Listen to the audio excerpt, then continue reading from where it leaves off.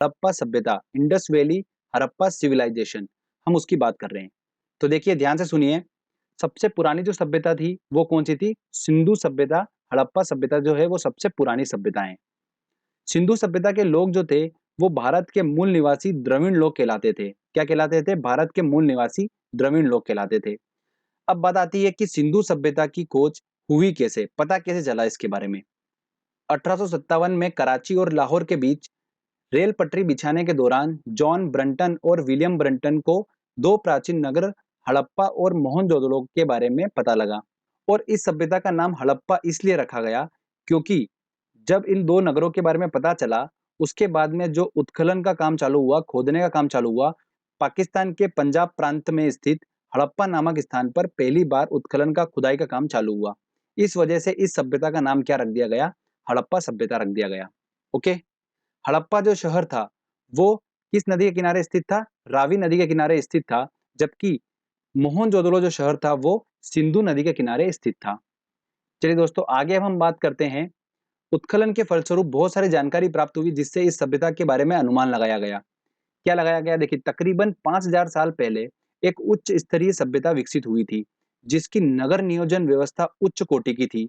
लोगों को नालियों तथा सड़कों के महत्व का अनुमान था। सिंधु सभ्यता एक नगरीय सभ्यता थी। क्या थी? एक नगरीय सभ्यता थी। सिंधु सभ्यता के लोग ईंटों का प्रयोग करते थे। गुजरात का शहर लोथल सिंधु सभ्यता का एक प्रमुख बंदरगाह हुआ करता था।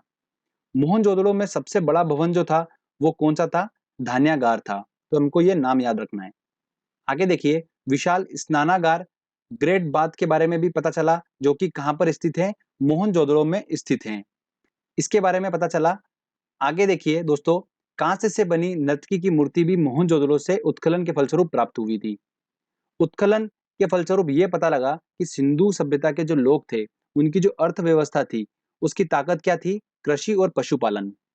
हड़प्पा सभ्यता की बात की जाए तो वहां पर सभी धातुओं के अवशेष मिले, बट लोहे के अवशेष नहीं मिले। तो इससे प्रूफ होता है कि सिंधु सभ्यता में अभी तक यहाँ पर लोहे की खोज नहीं हुई थी।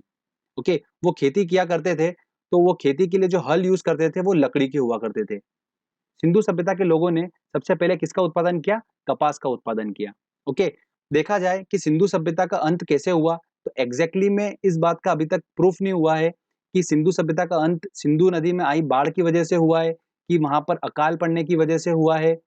इस बात का अभी तक प्रूफ नहीं मिल पाया है कि सिंधु सभ्यता का अंत कैसे हुआ। तो चलिए हमारी स्टोरी को आगे लेके जाते हैं। ये हमने बात करी आज से 5000 साल पहले की।